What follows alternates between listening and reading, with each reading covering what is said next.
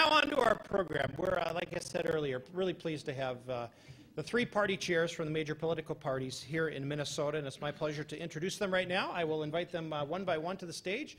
Please join me in welcoming from the chair of the Minnesota DFL party, Mr. Ken Martin. Ken, if you want to come up. There you go.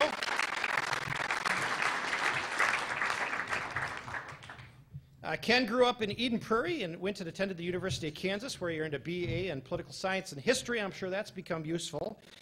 Ken ran the John Kerry for President campaign in Minnesota, managed the Mike Hatch for Governor campaign in 2006, and was a successful leader on the Vote Yes Legacy Amendment campaign in 2008. That campaign has the distinction of getting more yes votes than any other ballot initiative in our state's history.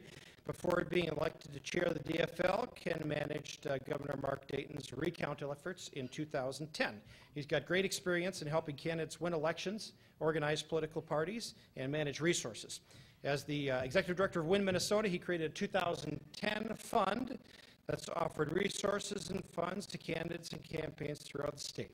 After being elected as DFL party chair in February 2011, Ken focused on leading efforts of the organization to strengthen strategic partnerships and develop DFL training, recruitment, and outreach initiatives. Please join me in a warm TwinWest welcome for Ken Martin.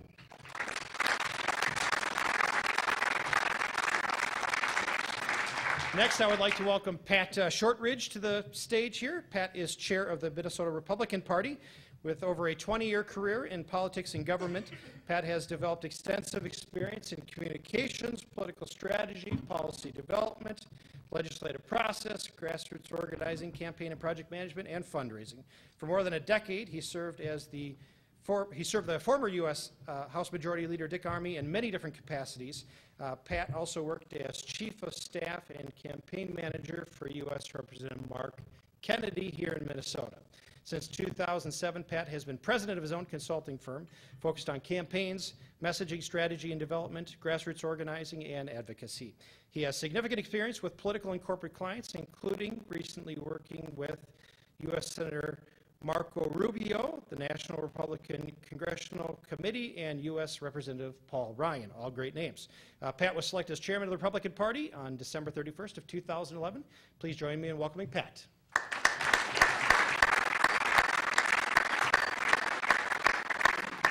And finally joining us on stage, Mark Jenkins, who is chair of the Independence Party of Minnesota.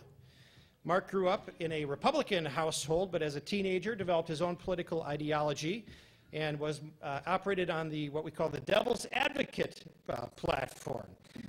When something his father told him, he did the research to make sure he could either prove his father wrong or be smart about the topic. Mark honed his argument skills in speech and debate teams in high school, and was a speech communications major and speech team member in college. In college, Mark developed his skills at technical communications, and he began being involved in selling, marketing, and promoting new technologies ever since. Mark owns a business called Marquee Mobile Solution, which trains sales teams and end users around the world on the latest mobile technologies. In 2004, Mark decided to get involved in Minnesota politics, which drew him eventually to the Independence Party. Over the past 8 years, Mark has been a congressional district officer for the party, worked on the state-level committees, and has been a candidate for the Minnesota State Senate himself. Mark's been chair of the Independence Party since February of 2011. Please join me in welcoming Mark this morning. All right, your microphones are live, but they are also close together, and I just heard that little bit of twang, so there we go. Thank you. All right, I'm going to ask some questions, and we'll enjoy hearing your answers. We're going to start out with one that is close to everybody's heart, and you may be sick of talking about jobs in the economy, but we know they are still important, and based on our legislators' comments earlier on, we know they will continue to be an election issue. So as a political party leader, you know this issue certainly be the top of minds for voters this year. Talk a bit about your viewpoint and perspective on how your party is trying to shape the debate on jobs and the economy, and describe your party's ideals and how they differ from others on how we move Minnesota's economy forward, with, of course, an eye on our pet project of business expansion and job creation in the state. And Ken, we'll start with you, if you don't mind. Well, thank you, Bruce, and also thank you to Judy and to all of you for being here and hosting this panel. We're all happy to be here, and speaking on behalf of Pat and Mark, I'm sure we all would say a special thank you to not only hosting this, but to allowing us the opportunity to share our positions. Let me talk about jobs and the economy from a perspective of looking back at the last 2 legislative sessions. The reality is when you look at this last session in particular here in Minnesota, the governor and Democrats in the legislature are the only ones that actually focused on jobs, putting forward 3 different proposals to create jobs in the Minnesota legislature. The governor at the very beginning of this session put forward a jobs bill which would give tax incentives and tax breaks to companies that would hire veterans, that would hire people who are unemployed, yet the Republicans refused to hear that proposal. The second proposal that the governor and Democratic leaders put forward was a bonding bill, $735 million worth of critical infrastructure investments throughout the state of Minnesota, including one of your top priorities here, which was a Southwest light rail corridor, making sure that we improve the transit corridor here in the southwest suburbs.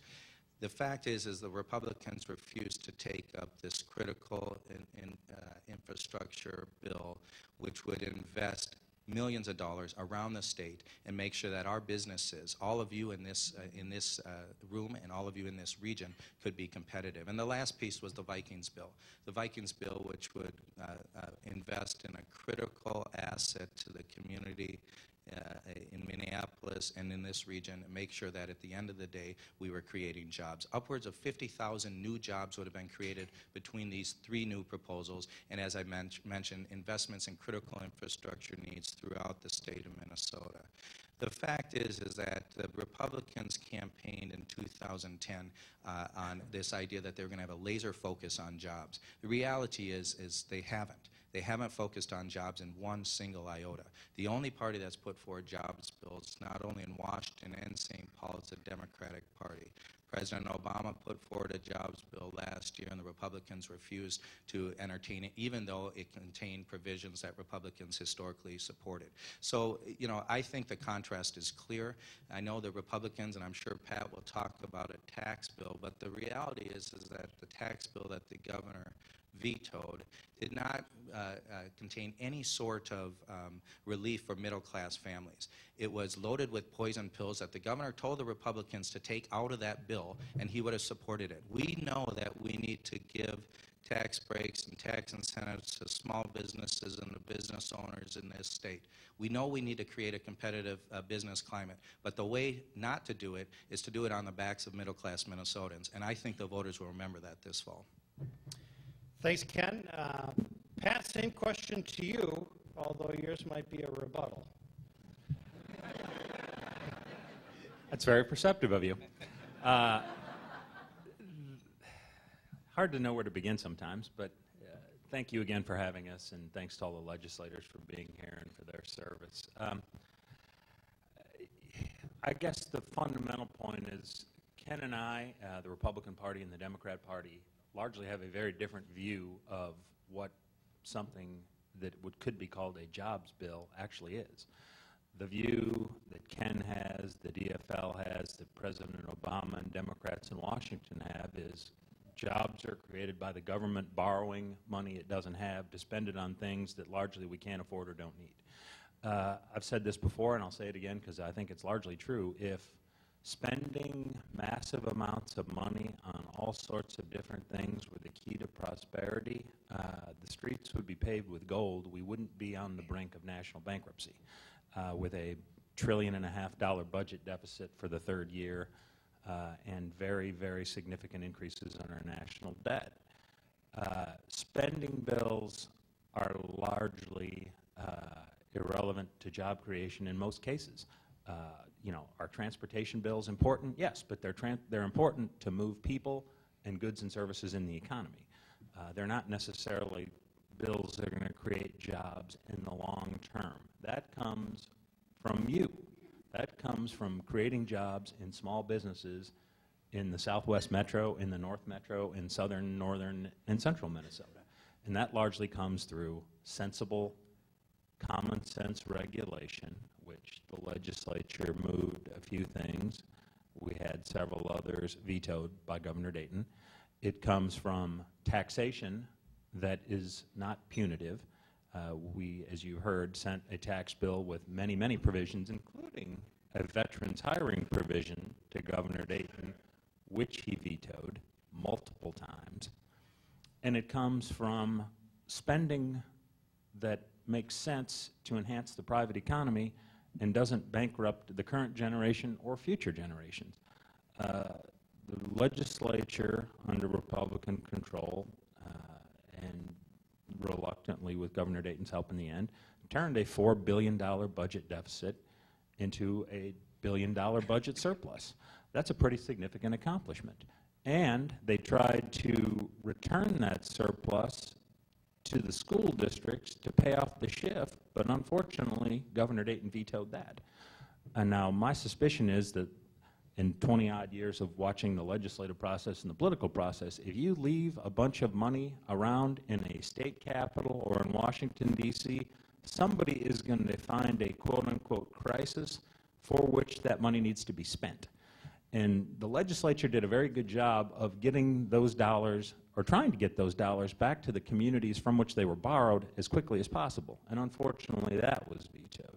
So I think as we move forward, Republicans are going to have to come back and continue to reform the regulatory process, make regulation sensible, lessen the burden of government spending and promises of government spending that are unsustainable, and have a tax code that actually looks like somebody designed it on purpose, so that we can actually grow private sector jobs in Minnesota, not just for the next 2 years, not just temporarily, but for the long term, so your businesses can grow and expand and compete with neighboring states. Thanks, Pat. Now, Mark, Pat and Ken have had a lot of opportunities, at least a few, to have this type of conversation in a panel-type format. I think this is the first time you've joined them, so no pressure, but this is the pressure to perform here today. No pressure felt at all. In fact, thank you for the softball setup, for talking about what has been missing in St. Paul, and that's compromise. And actually, compromise seems to be a naughty, dirty word, so let me talk about collaboration. You know, the challenge we face in St. Paul is that both sides have really good ideas. Now, these two might not admit it at the table here, but the other side actually does have some good ideas when it comes to the economy and job creation. As business owners, we know we can't just cut revenue to grow our business. But we also know we're not going to grow our business if we just raise our prices and our rates either. We've got to actually look at real reform. Unfortunately, in St. Paul, all we hear about is raising revenue or cutting spending, but no combination or no real reform beyond those two catchphrases.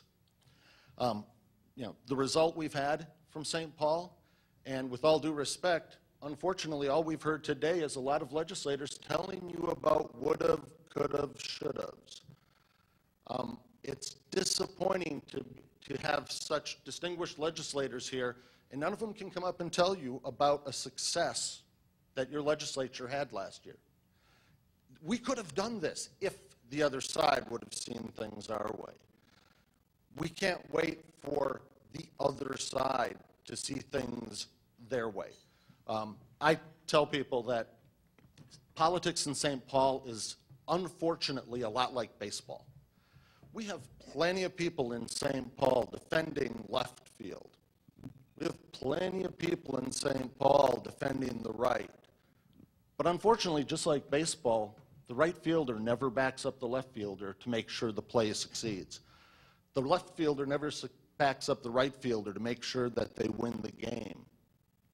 St. Paul needs some center fielders, folks, because these two parties aren't working together. They can't come across the line. So we need someone to work that middle, to defend reasonable tax reforms that, in all honesty, the Republicans have put forward, but to also support the Democrats when investments in real job growth opportunities need to be defended. And so far, we've seen that neither of those two parties willing to work together.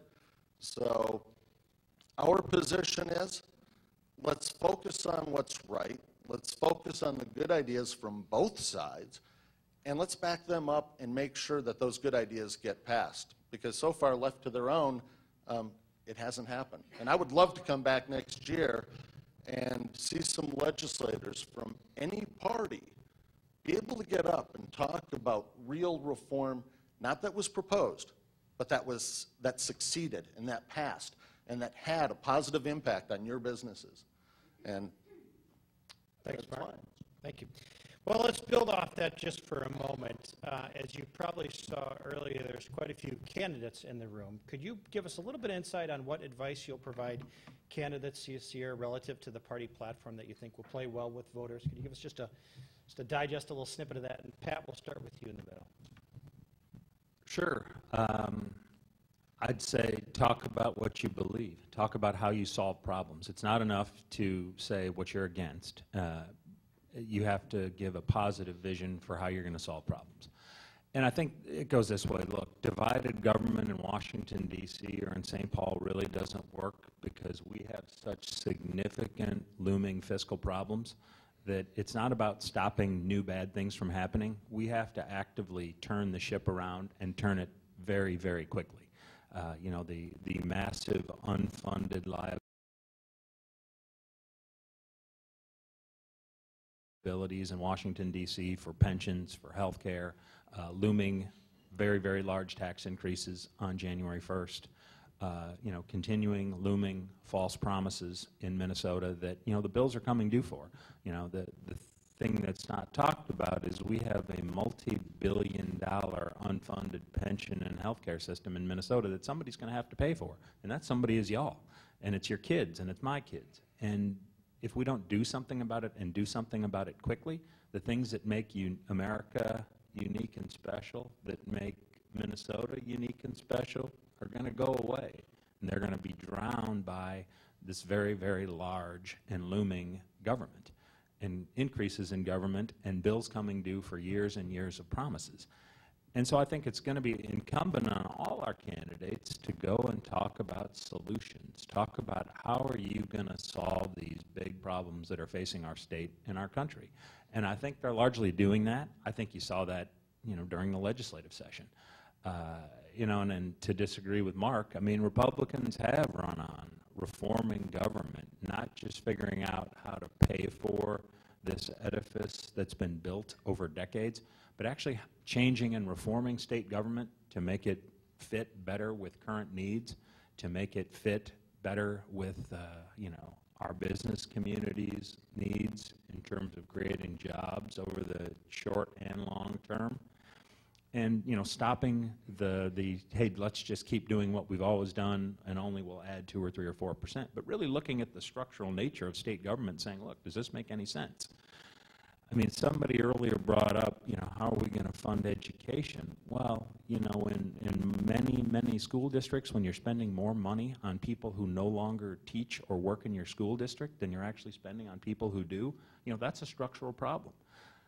You know, you may have noticed over on Tuesday, everybody was focused on Wisconsin, but you had the city of San Jose, hardly a Republican bastion, and the city of San Diego, by a 2-to-1 referendum, start to address their huge, massive pension liabilities. And that's something we're going to have to face. That's something they faced in Wisconsin. But now it's up to our guys. Go talk about solutions. Go talk about the way forward to fix Minnesota. And just a last point, and I'll shut up, is I got to talk, you know, the Independence Party, it's great. It's always, hey, a pox on both their houses. Well, part of the problem is nobody's been willing to face the tough decisions. The problem with all these grand compromises that always get made, the can gets kicked down the road. I mean, it's, oh, if we just took some Republican ideas and merged them with some Democrat ideas, everything would be great. Well, no, that's how we got in the mess we're in. Nobody wants to make any tough decisions. Everybody just wants to say, hey, we'll take a little of your stuff and we'll take a little of their stuff, and hey, we'll give the bill to our kids. And that's how we got here. So, you know, we can't all just get along because in some cases we have very, very different views of the size and scope and role of government. And when your country's on the cusp that our country's on, you better have that discussion, you better have that argument. And it plays out in places like Wisconsin, and it's going to play out here because there's no getting around these problems. There's no pretending that there are easy solutions or easy ideas. People are going to have to address these things in a realistic, adult way, and we think we have the best solutions and the best ideas, and it's up to us to persuade you that we do, and it's up to our candidates to persuade you that they do. Thanks, Pat. Mark, same question to you. What's a quick digest you'll give to candidates this year relative to party principles that you think will play well in the elections? The first part is I'll start with agreeing with Pat. We've got to talk about solutions. There are plenty of problems that we face as a state, and we've got to stop talking about whose fault it is, and we've got to start putting forth ideas that are going to start solving those problems. Our candidates, are unique in that, we bring that opportunity for collaboration. We bring that opportunity for compromise. And I thank Pat for pointing out that, he says that compromise and collaboration is what got us here. I'll point out that so far in the state legislature, we've only had one senator, so why don't we try something different? Because so far, without us, I'm not real happy with where you've gotten us. And we will show you real reform. The last time the state had a true balanced budget, a rather flashy, self-centered gentleman who was known for his feather boas happened to be the governor. Since that time has passed, so has Minnesota's time of balanced budgets and actual fiscal responsibility. Our candidates are going to be out there talking about issues that are important to their voters, not to a state caucus, not to a state party. I very specifically have told every one of my candidates, you find the issues that are important to your voters because they're the ones who are going to elect you and re-elect you. It's not a state party that's going to decide whether or not you get an endorsement. It's your delegates. It's not a state party that's going to decide that we know better than your voters what matters to your voters. I'm a kid who, grew up in a small town and I live in the Twin Cities. I am not going to pretend to know, whether or not gun rights are an important issue in Hibbing, Minnesota. I'm going to leave that up to my candidates. So I challenge my candidates to be brave and stand on the issues that are important to their voters, and we as a party will work on our brand. But the issues are going to be different for my candidates up in Quamba, Minnesota, than it would be for candidates in Anoka or Brooklyn Park. Thanks, Mark. Ken, same question to you. What's a good digest of what you'll tell candidates relative to getting elected this season? Well, let me just direct it to both Democrats and Republicans here, which is this idea that government is not bad. Government is not bad. Too many people who are running for office are running now on the principle that government is bad, and that's wrong.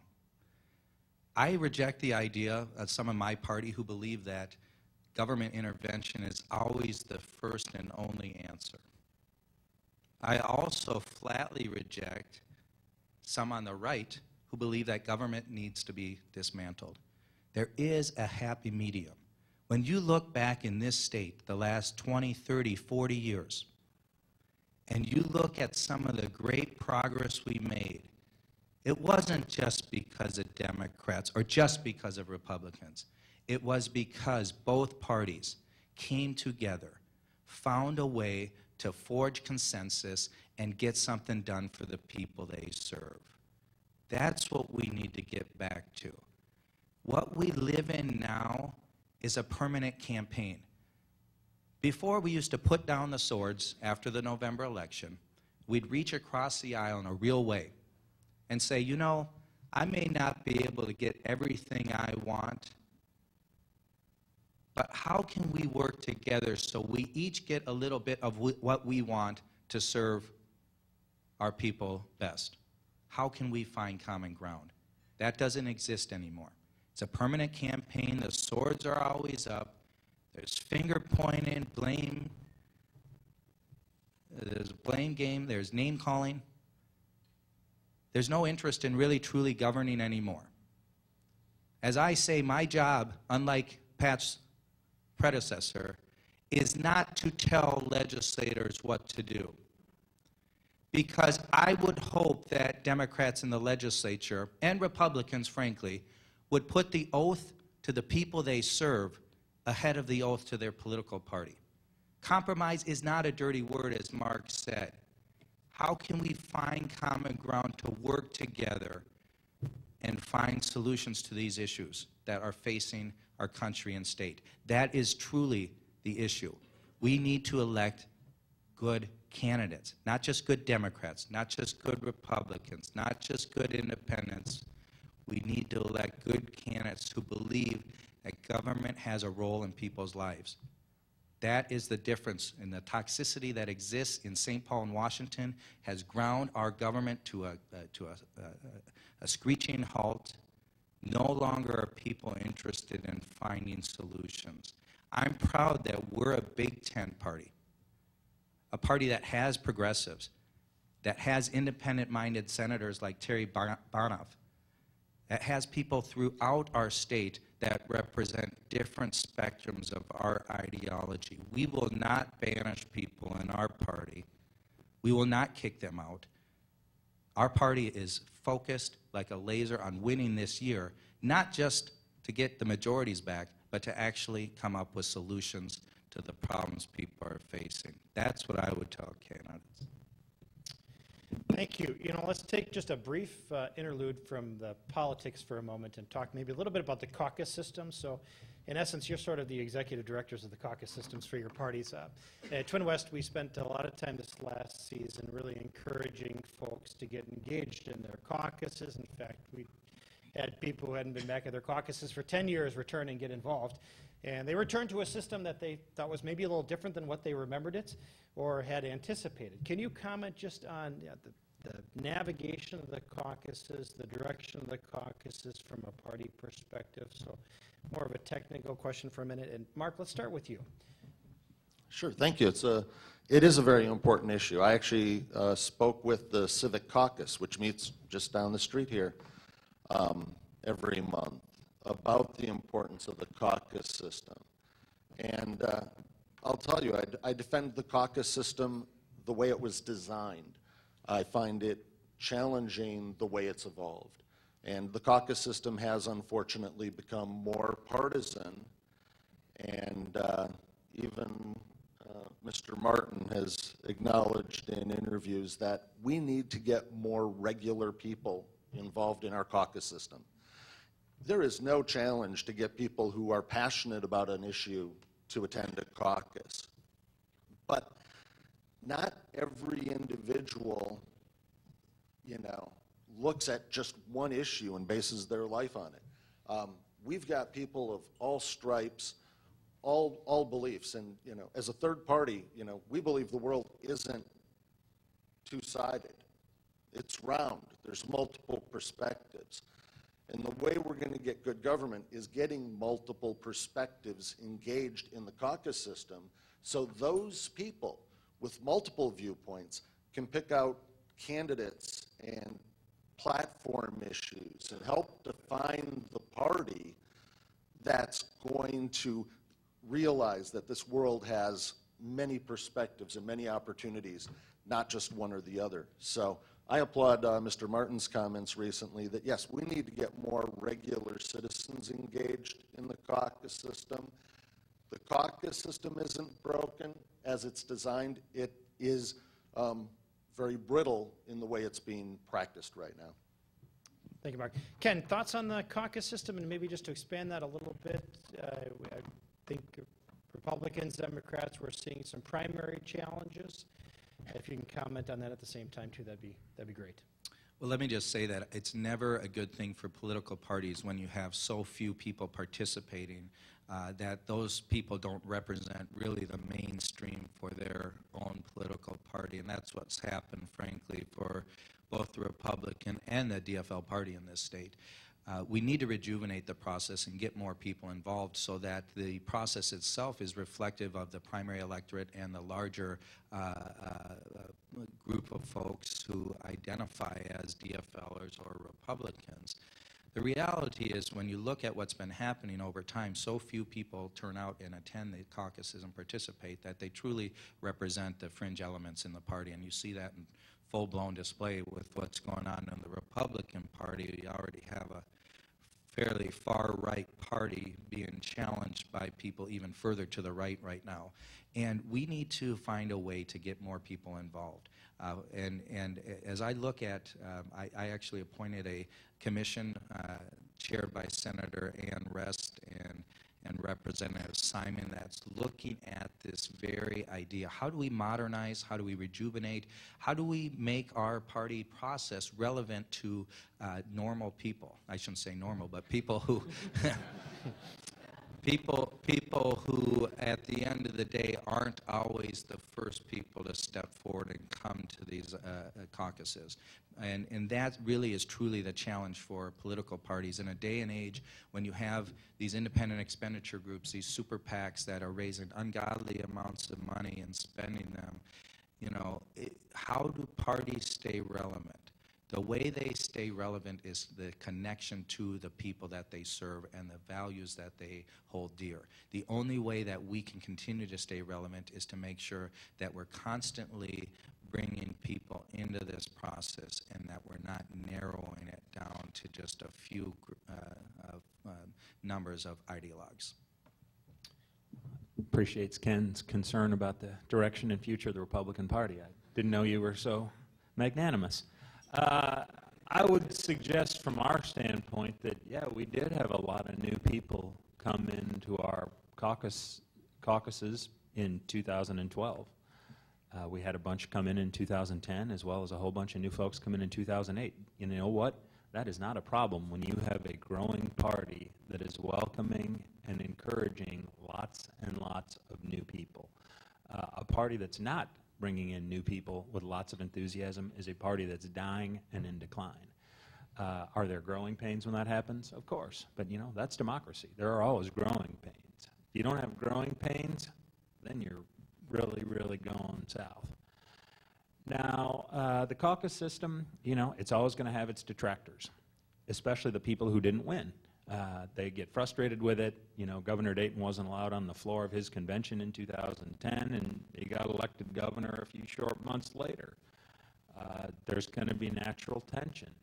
Now, the other part of that is there's the conflict between individual citizen activism, which is available to each and every one of us in the caucus process, or the influence of, as Ken mentioned, out-of-state or national super PACs that could come in and dominate a primary process purely with television ads.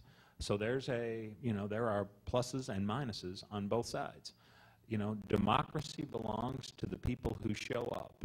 You know, our founders pledged their lives, fortunes, and sacred honors. We went through a civil war. We've gone through some very trying times in this country. And for any of us to say, oh man, it's just too much,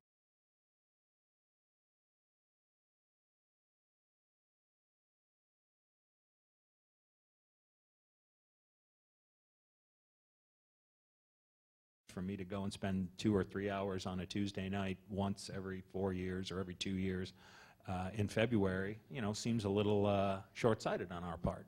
So, you know, I'd suggest to people, look, show up, get involved, get engaged. There's no easier way to influence a political party or influence the direction of a movement than the caucus system. You know, it involves you and 15 of your neighbors, 20 of your neighbors, and you multiply that across the state, and, you know, you've got something that can, you know, really be changed and moved in a direction you want. In a primary system, that individual citizen activism and citizen movement is not available to you. You're basically turning it over to whoever can raise the most money. And the only thing I hear more complaints about than the caucus system is the influence of big money in politics.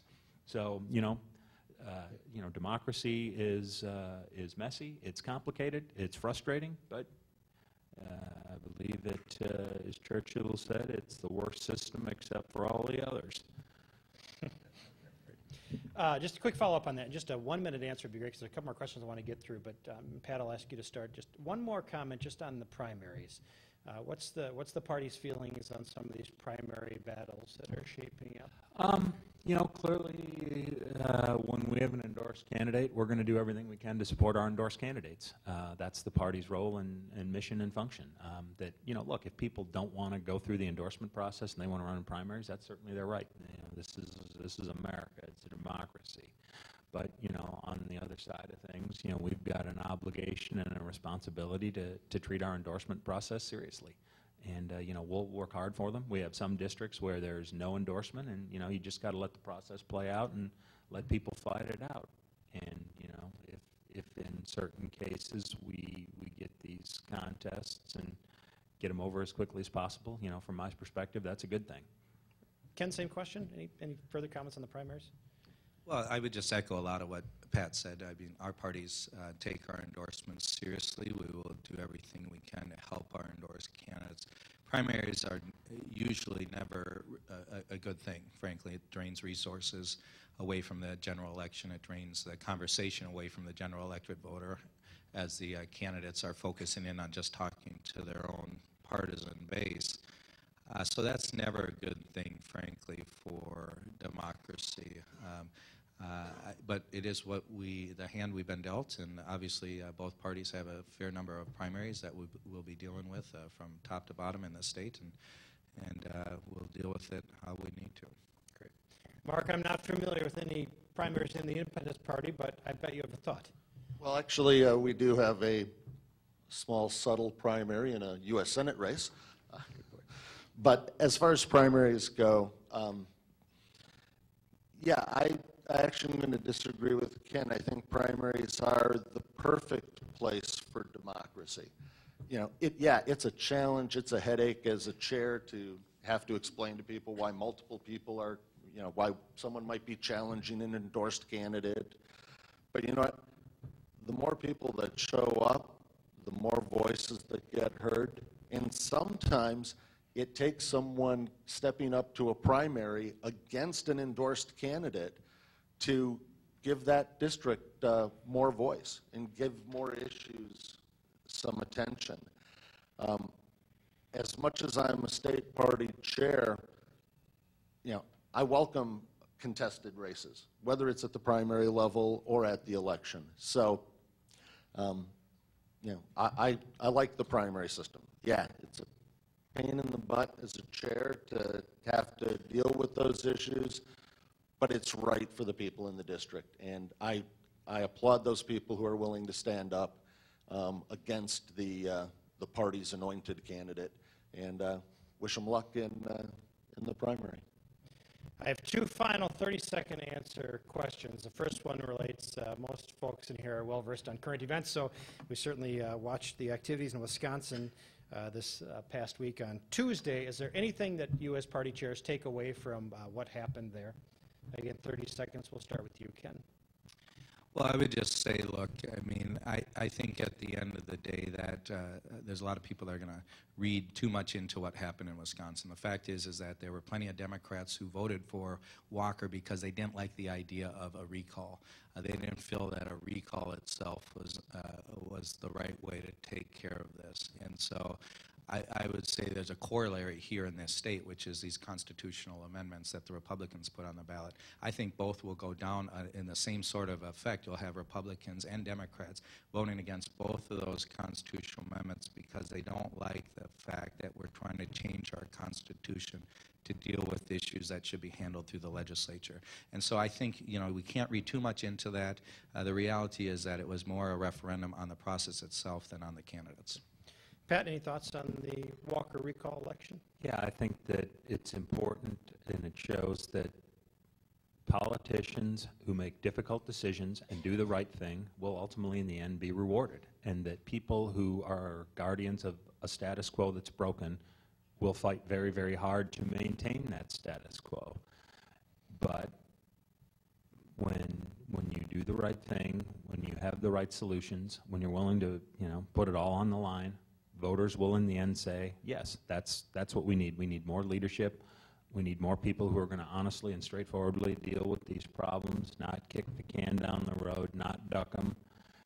And it was a very, very significant win, I think, for reform in America and in states. And it's a great opportunity for others to get political courage from what Scott Walker did. Mark, any thoughts?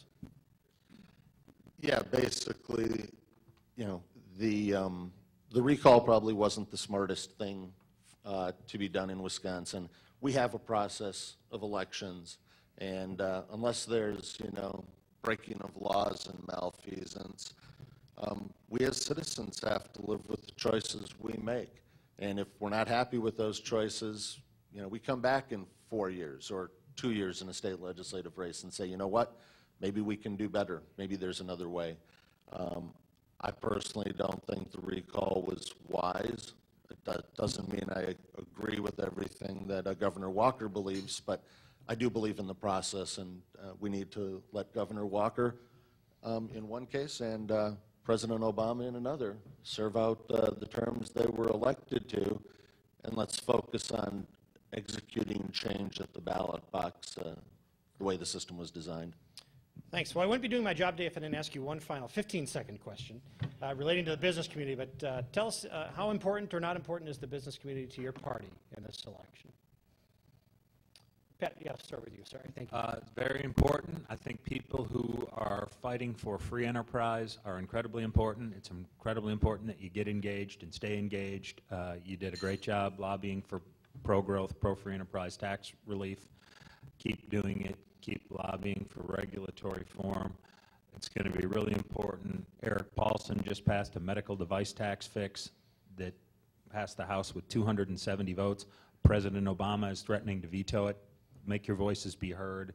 Let your senators know how important it is. Don't let them kill it like they've killed most everything else over there. Get engaged. Stay engaged. Thanks, Pat. Ken, what does the business community mean to your party? Well, it means a lot, and frankly, we know that for there to be a strong middle class in this country, that we need to have strong small businesses, we need to have strong businesses, we need to have a business climate in this state that's competitive, and our party's working towards that, working with all of you to address a lot of the critical infrastructure needs that you need to be competitive. And so I'd ask all of you to think about that and to reflect back on the last 2 years and really who the party is that's actually talked about jobs, talked about critical investments in the needs that would help your businesses grow, because there's only one party that's done that, and that's the DFL. Mark, you get our final word today. All right, thank you. Well, again, thank you everyone for attending. Thank you for this opportunity. 15 seconds, okay. Obviously business is important, but to Ken's point, small businesses, medium businesses, you're actually the engine to growth. It's not, you know, trying for that big home run and trying to bring in a big corporate headquarters every time there's some real estate open.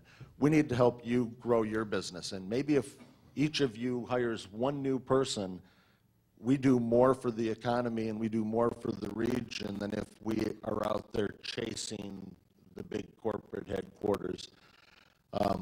There is a spot for moderation, and there is an opportunity to change things that happen in St. Paul. If you keep doing the same thing we've been doing over and over again, you're going to keep getting the same results. I ask you guys just to entertain the thought of taking a little bit of risk, that same risk you took when you started your business, and try another way to reform the opportunities that your business faces in Minnesota and in this region. Thanks. Please join me in a nice round of applause and a thanks for their leadership in the political process. Thank you very much. One final quick announcement on your table today is a flyer for the TwinWest Political Action Committee, an annual event we host with the Minnesota Chamber Leadership Fund called PACNIC. It is June 20th this year, just a couple weeks away. Great social event. That event helps us raise funds to elect and support pro-business candidates to the legislature, so please take a special look at that and join us for that event. I want to conclude just by thanking our sponsors again, our series sponsor, very loyal. Thank you very much, Grand Casino, Mille Lacs, and Hinckley. I want to thank our sustaining sponsors, Comcast and Home Services Plus, and to our session sponsors, Alina Hospitals and Clinics. That reminds me, I think I need to start calling you Alina Health, if I remember right. Circadian Politics Minnesota Capital Report, Pan American, Voyager Bank. Thank you very much for your strong support. We will see you back here in September. Have a great Friday. Ken, thank you very much.